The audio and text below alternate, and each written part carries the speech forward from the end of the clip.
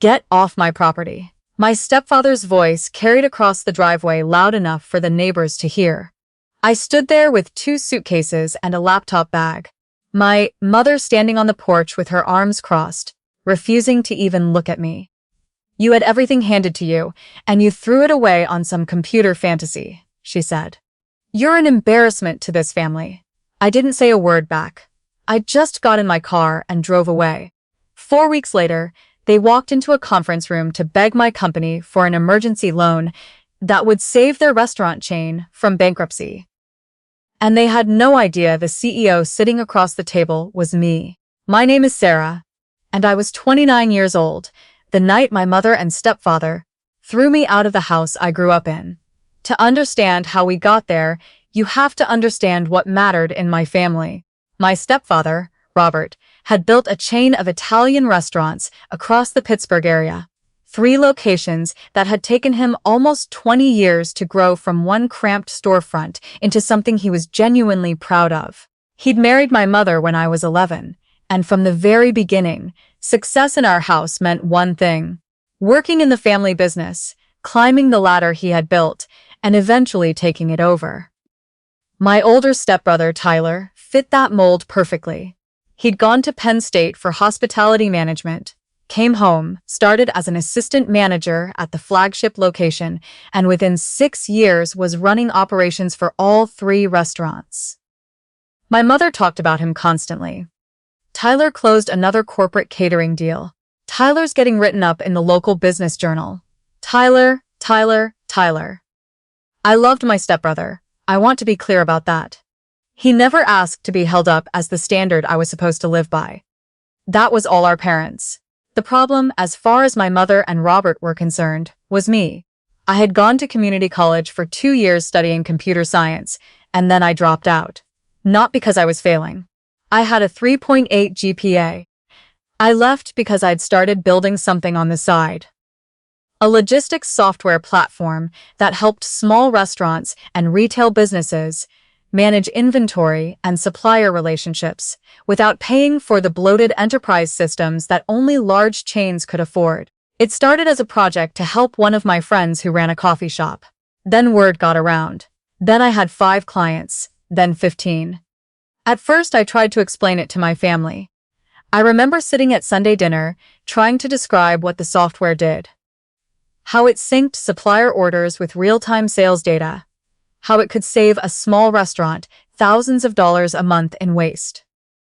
Robert listened for about 30 seconds before cutting me off. "That's nice, Sarah, but when are you going back to school? You can't build a career out of a hobby." I tried a few more times over the following years. Each time I was met with polite disinterest or outright dismissal. Eventually, I stopped bringing it up. It was easier to let them believe I was drifting, working some vague tech job, than to keep explaining something they'd already decided wasn't real. The company grew quietly while I let my family think whatever they wanted to think. We moved out of my apartment bedroom and into a small shared office space, then a real office. We started hiring engineers, then a sales team, then customer support. By the time I was 28, we had over 400 clients across 6 states and had just closed a Series B funding round that valued the company at $53 million. My parents knew none of this. They assumed, because that was easier than asking. The night everything broke open was my mother's 60th birthday dinner, hosted at Robert's flagship restaurant, with about 30 family members and close friends in attendance. Everything was fine until my Aunt Denise, 2 glasses of wine in, turned to me with genuine curiosity and asked what I'd been up to for work these days.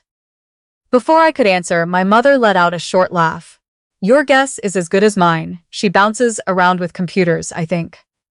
A few people chuckled politely. I felt my face get hot, but I kept my voice even. "I run a software company, actually. We work with—" Robert cut me off from across the table.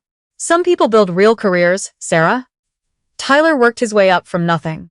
He didn't disappear into his bedroom typing on a laptop and call it a job. My stepbrother actually looked uncomfortable at that, glancing down at his plate. I stayed quiet, which I realized now was the wrong move, because it only invited more. You know what your problem has always been, my mother said, leaning forward. You quit the second things got hard. College was hard, so you quit. A normal career path was hard, so you avoided it. You've spent your whole adult life avoiding responsibility. The table went quiet. I could feel every set of eyes on me, the kind of silence that has weight to it. I looked at my mother and asked her calmly if she had ever once asked me a single question about what I actually did for work. She didn't answer that. Instead, Robert leaned back in his chair, wine glass in hand, and said the words that ended that night for good. Honestly, you're an embarrassment compared to what Tyler's built. We didn't raise you to amount to nothing. The table went silent in a way I'll never forget. Even my aunt, who'd started this whole thing with an innocent question, looked stunned. I waited a beat, genuinely hoping he'd hear himself and walk it back. He didn't. He doubled down instead. If you can't handle hearing the truth about yourself, maybe it's time you figured out your own living situation, instead of crashing at our house between whatever jobs you're pretending to have. I should mention here that I hadn't actually been living with them full-time. I'd been staying in my childhood bedroom 3 nights a week because I was in the middle of a corporate relocation. My actual home was a renovated brownstone in the East End that I'd closed on 2 months earlier, something neither of them knew about because I hadn't found the right moment to bring it up. There never seemed to be a right moment with them. My mother crossed her arms, the same gesture she'd been making at me since I was a teenager. Maybe that's for the best. That was it. No discussion, no pause to reconsider, just a closed door dressed up as a suggestion. I stood up from the table, said good night to my aunt and the rest of the family, thanked the staff, and walked out of the restaurant my stepfather had spent 2 decades building. I didn't cry in the car. I remember being almost surprised by how calm I felt, like something inside me had simply settled into place after years of waiting for permission to stop trying. Over the following month, I didn't reach out, and they didn't either. I went back to my actual home, the brownstone, and threw myself into work the way I always had. Whenever life outside the office got complicated, we were in the middle of finalizing a major partnership with a regional bank that wanted to offer our software as part of a small business lending package. And I spent most of those weeks in back-to-back meetings, barely thinking about my family at all. Then on a Tuesday afternoon in late October, my assistant told me our 4 o'clock meeting had arrived early. A small business loan consultation, scheduled through our financial services division, which handled emergency credit lines for struggling restaurant and retail clients who used our software. I glanced at the name on the file. Callaway Hospitality Group. I didn't think much of it. There are a lot of Callaways in Pittsburgh. I want to explain quickly why this meeting was even happening in our building. 18 months earlier, we'd launched a financial services arm specifically to help small business clients access emergency capital using their real-time sales and inventory data as collateral evidence, something traditional banks were often too slow or too rigid to evaluate properly. It had become one of our fastest-growing divisions. When a struggling business applied for one of these emergency credit lines, sometimes the deal was significant enough that it came across my desk personally before final approval. This was one of those cases. Callaway Hospitality Group had 3 locations, was 6 weeks behind on supplier payments, and was requesting an emergency line of credit substantial enough that our underwriting team had flagged it for executive review. My assistant walked them back to the conference room down the hall from my office, and I finished up a call before heading over myself, file in hand, still not having connected the dots. I pushed open the conference room door and stopped in the doorway. My mother was sitting at the table, and next to her, looking 10 years older than I remembered, was Robert. For a few seconds, neither of them said anything. They just stared at me standing there in my blazer, a tablet in one hand and their loan file in the other. My mother's mouth opened slightly, but nothing came out. Robert blinked like he thought he was looking at the wrong person. "Sarah?" he finally said. "What are you doing here?" I closed the door behind me and sat down across from them, setting the file on the table between us. I run this company, I said. I'm the person reviewing your loan application. The silence that followed was somehow louder than anything that had been said at that birthday dinner. My mother looked at the company logo, printed at the top of the loan documents. Then, back at me, like she was trying to make the two things fit together in her head and couldn't manage it. Robert's hand actually shook slightly when he reached for his glass of water. Over the next 40 minutes, because I am a professional and because the deal mattered, regardless of who was sitting across from me, I walked them through their application. 3 restaurant locations behind on supplier payments due to a combination of rising food costs and a poorly timed expansion into catering equipment. Payroll obligations they were struggling to meet.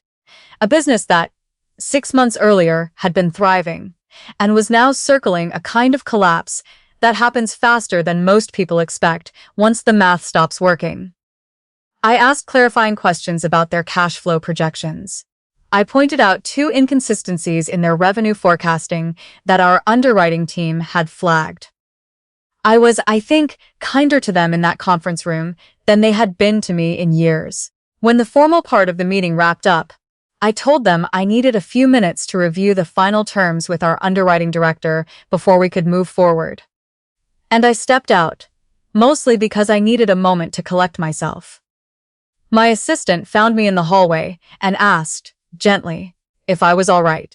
I told her I was fine. I wasn't entirely sure that was true, but it was close enough. When I came back into the room, Tyler had arrived. Apparently, my mother had texted him in a panic the moment I'd walked out, and he'd left work to come straight over. Unlike our parents, his reaction wasn't shock so much as something closer to relief. Like pieces were finally clicking into place for him too. He looked around my office through the glass wall, at the framed press features, at the awards on the shelf, and let out a short laugh. "This is the computer hobby," he said. Not really a question. I told him it was. He shook his head slowly. "I always figured there was more going on with you than they let themselves see." My mother finally found her voice. "Sarah, why didn't you tell us any of this?" I felt something tighten in my chest, not quite anger anymore. Something closer to exhaustion. "I tried," I said. "For years I tried. Every time I brought it up, you changed the subject or talked over me. Neither of them argued with that, because they couldn't. You never once asked me a real question about my work," I continued. "Not what I was building, not what problems I was solving, not whether I was happy. You decided who I was a long time ago, and you never bothered to update it." Robert's shoulders dropped in a way I'd genuinely never seen before. The man who had built 3 restaurants from nothing, who commanded a room without trying, looked smaller sitting in that chair than I had ever seen him look. "We thought," my mother started, and I cut her off gently, not out of cruelty, but because I already knew where the sentence was going. "I know what you thought," I said. "You thought a degree and a corporate title were the only real path. You thought if it didn't look like Tyler's career, it wasn't a career at all." Neither of them said anything to that, because there was nothing to say. My mother looked down at her hands in her lap, and for the first time in longer than I could remember, she looked uncertain rather than certain about something concerning me. Robert was the one who eventually spoke again, and it clearly cost him something to get the words out. "I owe you an apology," he said slowly. "I judged you without knowing the first thing about what you were actually doing with your life. That was wrong of me, and I'm sorry." My mother nodded beside him. "So am I should have asked. I should have listened when you tried to tell me." I appreciated hearing it. I really did, but 4 weeks of silence and years of dismissiveness don't dissolve in a single apology in a conference room. I told them as much, as kindly as I could manage. "I believe you mean that," I said. "But an apology doesn't erase the years before it. It just acknowledges them." We finished the loans discussion. I made sure the terms were fair, the same terms any other client in their position would have received, because whatever had happened between us, I wasn't going to let pride or hurt feelings push a business that employed 40-some people into the ground. Robert signed the paperwork with a hand that wasn't entirely steady. Before they left, my mother paused at the door the way people do when they have something they want to say and aren't sure how. "We're proud of you," she said quietly. I know that probably doesn't mean as much coming now. She was right. It didn't mean what it would have meant 4 weeks earlier, or 4 years earlier, or honestly at any of the dozens of moments throughout my life, when I would have given almost anything to hear those words from either of them. It wasn't that I didn't care anymore. It was that I had finally stopped needing it to feel whole.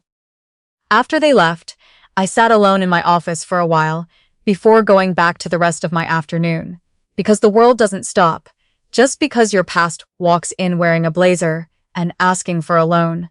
I thought about the version of myself who used to rehearse explanations of her work in the car before Sunday dinners, hoping this time would be the time it landed. I thought about how much energy I had spent trying to be understood by two people who had decided, long before I ever dropped out of community college, exactly who I was allowed to become. And I realized, sitting there in an office I had built with no help from either of them, that the moment I had actually become successful wasn't the funding round, or the press features, or even watching my mother's face go pale in that conference room. It was the quiet morning, months earlier, when I stopped checking my phone for a text from either of them approving of something I'd done and simply kept building anyway.